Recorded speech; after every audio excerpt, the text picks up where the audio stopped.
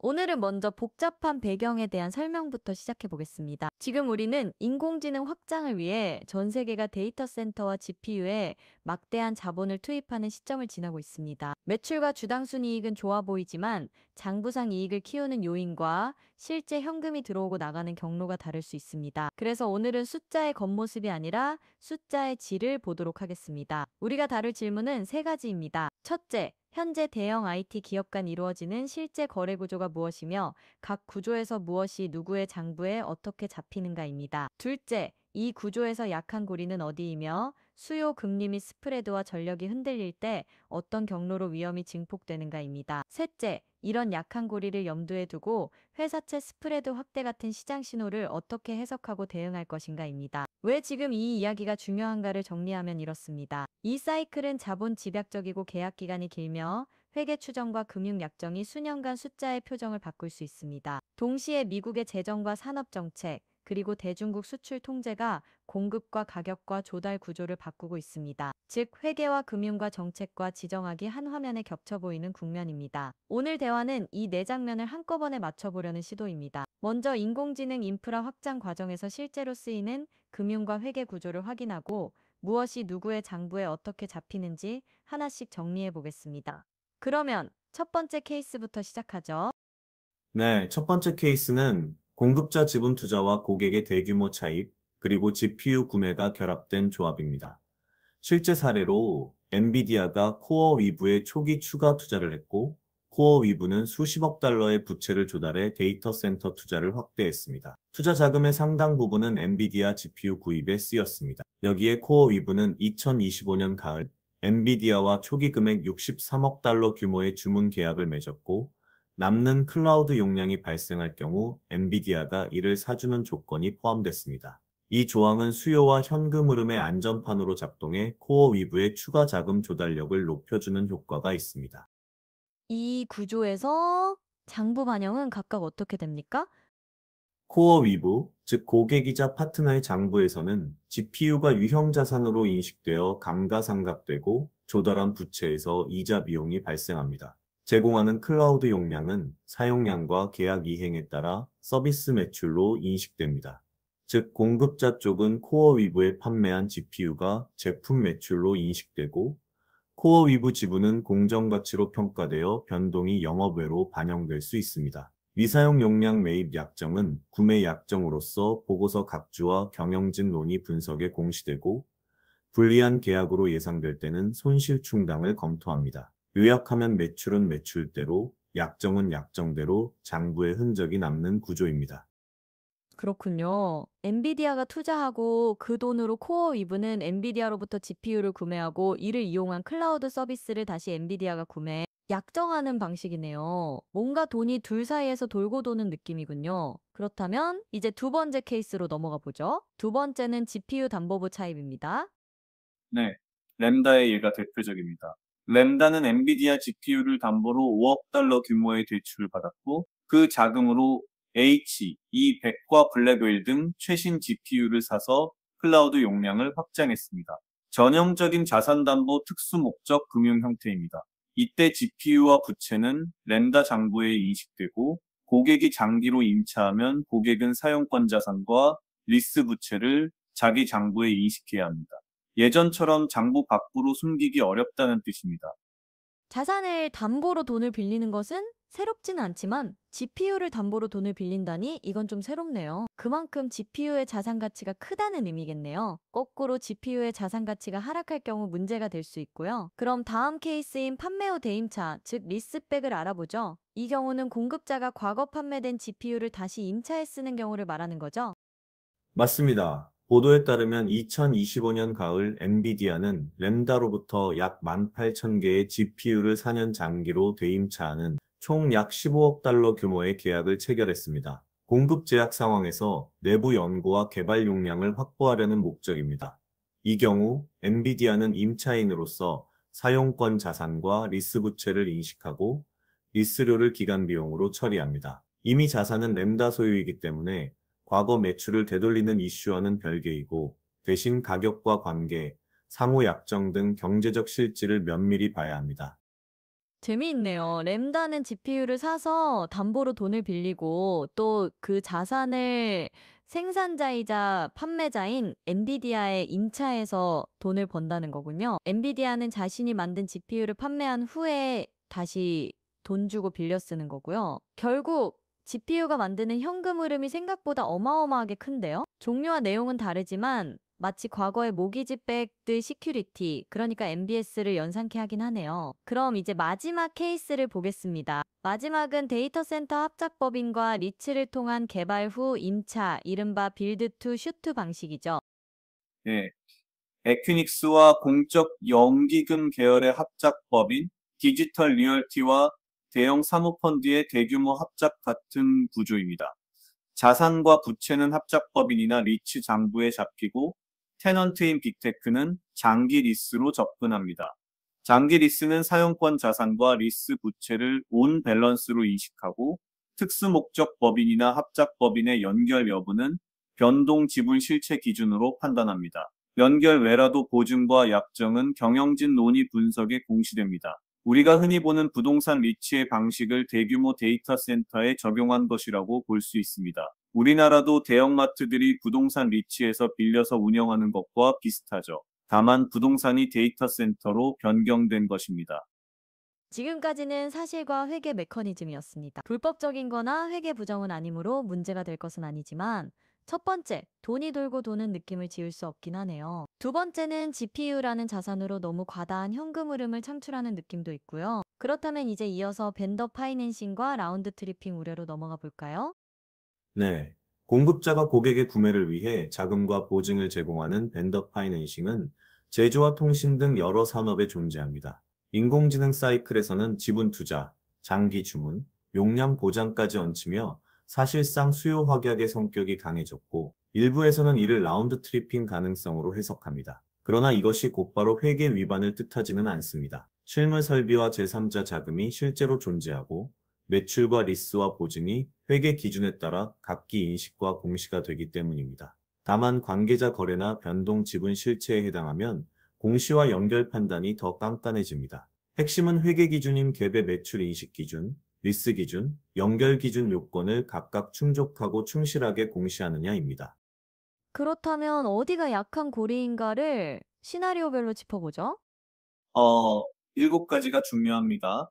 첫째, 수요 쇼크입니다. 모델 수요가 시거 가동률이 임계치 아래로 떨어지면 파트너의 현금 흐름이 약해지고 차입 상환이 어려워집니다. 이때 용량 보장 조항이 발동되면 공급자 현금 유출이 늘어납니다. 결국 GPU의 미국 내 수요가 줄면 해당 기업뿐만 아니라 이에 관련된 모든 기업이 불안해질 수 있습니다. 둘째, 금리와 신용 스프레드 급등입니다. 차환 실패 시 자산 매각과 가속 상각이 늘고 공급자의 지분 평가 손실도 불어날 수 있습니다. 셋째, 세대 교체와 중고 가격 하락입니다. 신형 GPU 등장으로 담보 가치가 떨어지면 LTV 경보가 켜져 차입 조건이 악화됩니다. 어쩌면 이건 AI 산업 내에 내재된 리스크입니다. 엔비디아는 지속적인 연구 개발로 차세대 GPU를 만들어낼 수 있는 상황이 벌어져도 세대 교체로 인한 기존 GPU의 담보 가치 하락은 클라우드, 기업뿐만 아니라 엔비디아 자체에게도 리스크입니다. 그러니 이러지도 저러지도 못할 수 있지요. 넷째, 대임차 과잉입니다. 사용권 자산과 리스 부채가 늘면서 자유현금 흐름이 눌리고 수요 둔화 시 남는 용량이 리스크가 됩니다. 누가 봐도 이건 좀 이상하게 보일 수 있는 여지가 있죠. 다섯째, 변동 지분 실체와 관계자 얽힘입니다. 통제와 보증이 쌓일수록 연결과 공시 리스크가 커집니다. 여섯째, 전력과 규제입니다. 전력 인입과 송전선, 그리고 인허가 지연이 일정과 비용을 흔듭니다. 일곱째, 장부상 이익 의존 과다입니다. 내용 연수 연장과 리스 전환 같은 회계적 효과만 보고 현금 흐름과 약정을 놓치면 오판하게 됩니다. 이 약한 고리를 수치로 예상해 볼 수 있는 간단한 스트레스 테스트가 있을까요? 있습니다.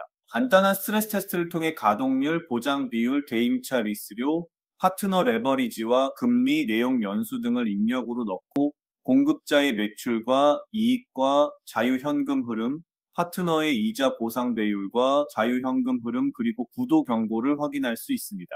요지는 이렇습니다. 가동률이 꺾이면 보장 집행과 리스료가 공급자 현금 흐름을 잠식하고 파트너는 이자 보상 배율이 1보다 떨어지면 이자도 못 내는 경보가 켜집니다. 실제 공시는 리스 기준과 연결 기준과 매출 기준의 판단을 함께 반영해야 합니다. 이제 이런 구조가 왜 폰지처럼 보이느냐는 질문에 답해 주시겠어요? 그리고 정말 폰지와 다르다는 근거도요. 닮은 점은 두 가지입니다. 첫째, 자금이 순환하면서 성장 자체를 증폭시키는 듯 보입니다. 둘째, 호황기에는 주당순이익이나 자유현금 흐름이 깔끔해 보이기 쉽습니다. 하지만 결정적 차이는 법과 회계와 실물입니다. 실체가 있는 설비와 실제 사용량이 있고 리스는 온 밸런스로 인식되며 무엇보다 폰지는 신규 자금으로 기존 투자자에게 허위 수익을 지급하는 사기가 본질인데 여기서는 공시와 감사와 실거래가 전제됩니다. 그러므로 폰지와 동일시하는 것은 과도합니다. 다만 수요 쇼크나 스프레드 재확대가 오면 배임차 리스료와 용량 보장 집행 같은 현금성 고정비가 동시에 치고 들어와 현금 흐름 민감도가 커진다는 점은 반드시 명심해야 합니다.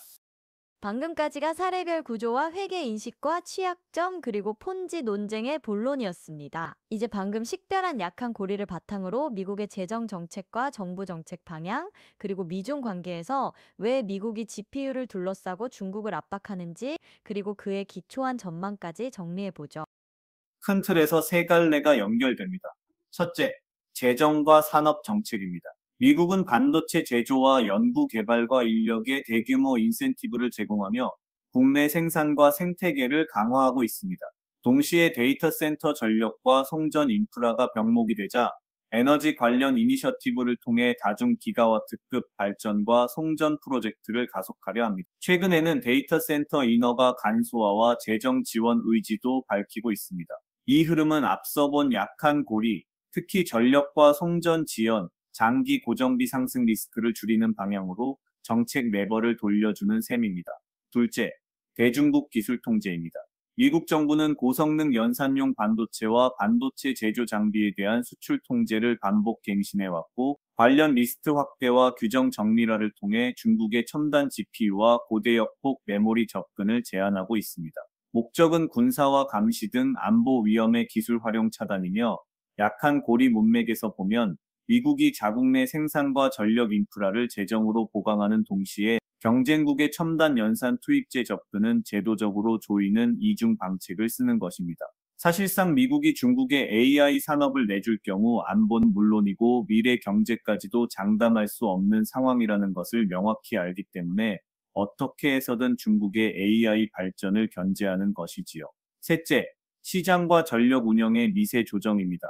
전력 수요 급증 구간에서 대형 사업자가 수요 반응 프로그램에 참여해 피크 시 전력 사용을 줄이도록 유도하는 흐름이 나타납니다.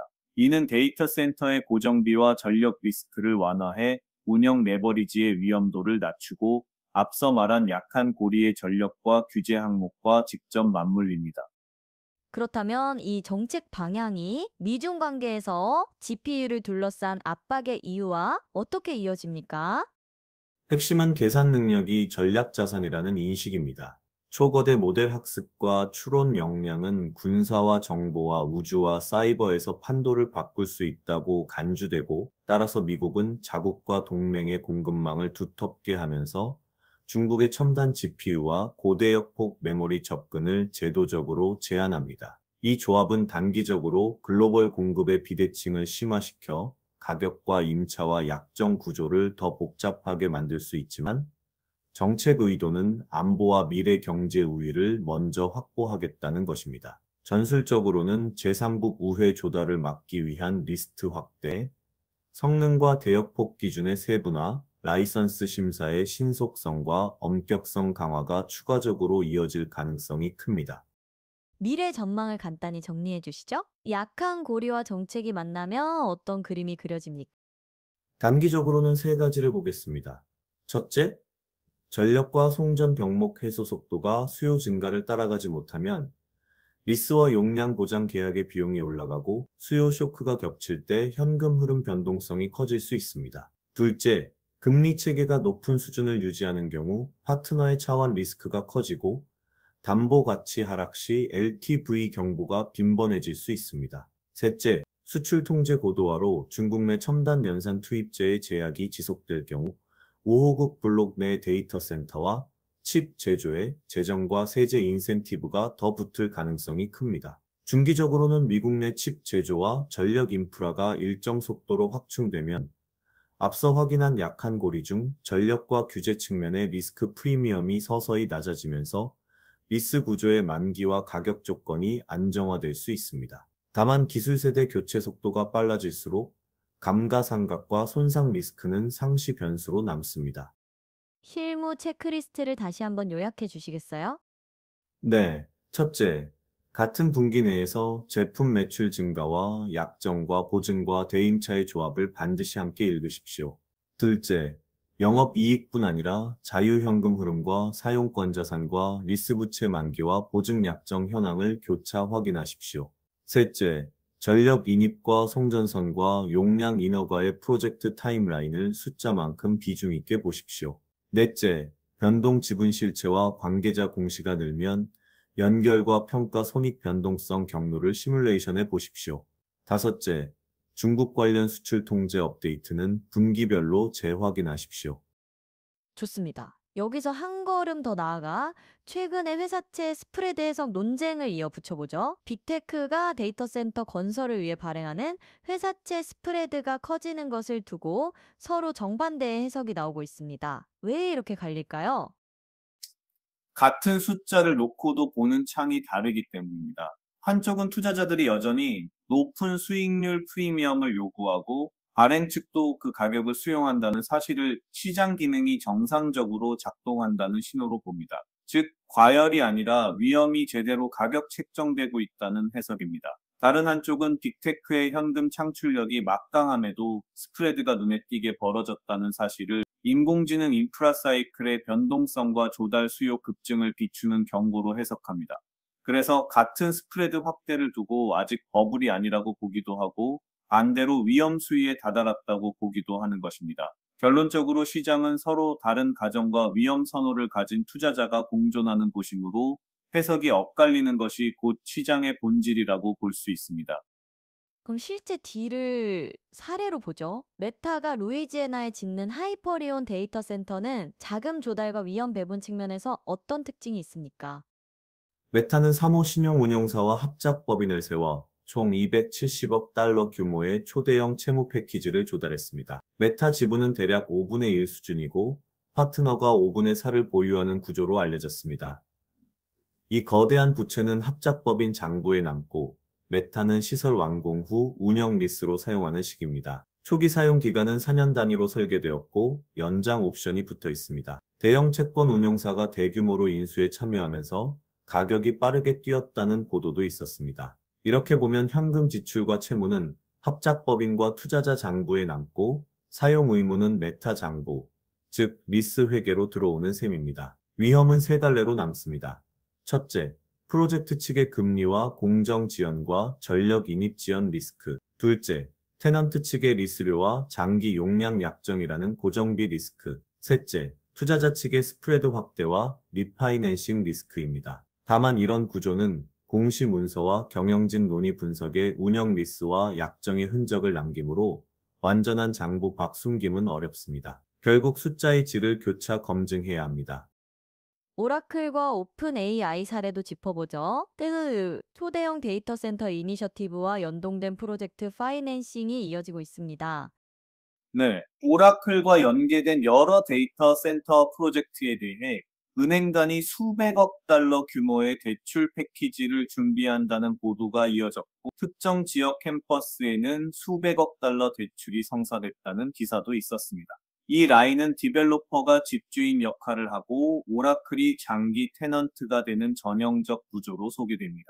별개로 오픈 AI와 오라클 간 대규모 클라우드 계약 보도도 있었습니다. 이런 방식처럼 프로젝트와 운영과 수요가 얽힌 다층 구조가 채권 시장에 파고를 만들고 그 가격이 바로 스프레드에 반영됩니다. 창의적 파이낸싱이 이어지는 동안 수요와의 간극이 금방 메워질지가 관건이라는 지적이 나옵니다. 그 판단을 위해 무엇을 체크해야 할까요? 또 세 가지를 권합니다. 첫째, 테넌트 확약의 강도입니다. 운영 리스와 용량 보장과 재매입 유사 약정 등 현금 유출 조건을 모두 합쳐보십시오. 둘째, 민간 신용과 기관 투자자의 흡수력입니다.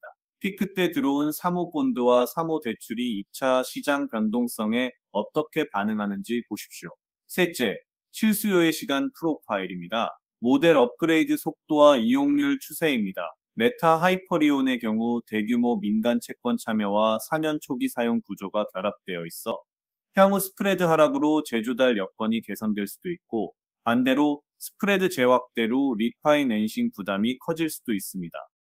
공급자 투자와 파트너 차입과 구매와 공급자 매출과 대임차가 이어지는 순환 구조는 결국 폰지와 닮았다는 우려가 여전히 남습니다. 앞서 구조적 차이를 설명해 주셨지만 최근 엔비디아와 램다 사례까지 연결해 강조해 주시죠. 램다는 엔비디아 GPU를 담보로 대규모 차입을 일으켜 용량을 확대했고, 이후 엔비디아가 램다 보유 GPU 약 18,000개를 4년 장기로 대임차하는 계약을 체결했다는 보도가 있었습니다. 이 건은 허브의 수익이 아니라 실자산과 실사용이 전제된 실물 거래라는 점에서 폰지와 본질적으로 다릅니다. 다만 수요 쇼크나 스프레드 재확대가 오면 대임차 리스료와 용량 보장 집행 같은 현금성 고정비가 동시에 치고 들어와 현금 흐름 민감도가 커집니다. 그래서 우리는 매출과 주당 순이익보다 영업 현금 흐름과 리스 부채 만기와 약정 공시를 교차 확인하자고 거듭 말씀드리는 것입니다. 회사채 스프레드 자체가 약한 골이라는 관점에서 이번에는 민감도를 직관적으로 설명해 주세요. 스프레드가 절대 수치로는 몇십 베이시스 포인트 확대되는 정도라도 달인 규모가 수백억 달러급이면 연간 이자 비용이 수억 달러에서 10억 달러 단위로 늘어날 수 있습니다. 예를 들어 스프레드가 0.5%포인트에서 0.78%포인트로 확대되면 27억 달러가 아니라 270억 달러 규모의 프로젝트 부채에서는 연간 추가 이자가 대략 수억 달러가 됩니다. 이 정도 차이는 테넌트의 이용률이 몇 퍼센트포인트만 흔들려도 이자 보상 배율이 1 아래로 내려갈 위험 구간에 진입할 수 있음을 뜻합니다. 그래서 스프레드 확대는 정상적 위험 가격 책정의 작동이자 동시에 취약 지점을 드러내는 경보일 수 있습니다. 두 얼굴을 동시에 갖는 신호라는 점을 잊지 마십시오. 마지막으로 오늘의 복잡한 내용을 정리해 주세요. 인공지능 인프라 확장은 실물 자산과 장기 계약과 복합 금융이 얽힌 대규모 프로젝트의 연속입니다. 공급자 지분 투자와 고객의 차입과 GPU 구매가 결합되고 합작법인과 리츠가 자산과 부채를 들고 테넌트는 장기 리스로 용량을 확보합니다. 이 과정에서 매출과 리스와 약정과 지분 평가는 각기 장부와 주석의 흔적을 남깁니다. 따라서 진짜 쟁점은 장부상 이익이 아니라 현금 흐름과 약정과 리스 부채와 담보 가치가 충격을 흡수할 수 있느냐입니다. 약한 고리는 수요 쇼크와 금리와 스프레드와 전력과 규제, 그리고 회계적 미관 개선에 대한 과도한 의존입니다. 정책은 국내 생산과 전력 인프라 확충과 대중국 통제로 이 약한 고리를 완화하려 합니다. 시장은 그 과정에서 회사채 스프레드를 통해 위험을 가격화합니다. 그러니 지금 우리가 해야 할 일은 한쪽에서는 버블이 아니라고 보고 다른 한쪽에서는 위험 수위를 우려하는 이 평행선을 논쟁으로만 소비하지 않고 같은 분기 내에서 매출과 약정과 리스와 현금 흐름과 이용률과 스프레드를 함께 놓고 교차 검증하는 것입니다. 그렇게 할 때 우리는 숫자의 질을 가려낼 수 있고 순환 구조 속에 숨어 있는 약한 고리를 조기에 발견할 수 있습니다. 잘 들었습니다. 오늘 대화는 실제 구조를 장부 관점으로 해부하고 약한 고리를 바탕으로 정책과 지정학과 자본시장 신호까지 연결해본 시간이었습니다. 핵심은 이렇습니다. 지금은 매출과 주당 순이익이 아니라 영업 현금 흐름과 리스 부채 만기와 보장 약정과 담보 가치를 교차 검증할 때입니다. 이 지표들이 버팀목 역할을 해준다면 인공지능 인프라 사이클은 정상적 위험 가격화의 궤도에서 성장할 수 있습니다. 반대로 이 지표들이 동시에 약해지는 순간 스프레드의 경보는 단순한 소음이 아니라 실질적 위험 신호가 될 것입니다. 오늘의 이슈 포커스를 마치겠습니다. 감사합니다.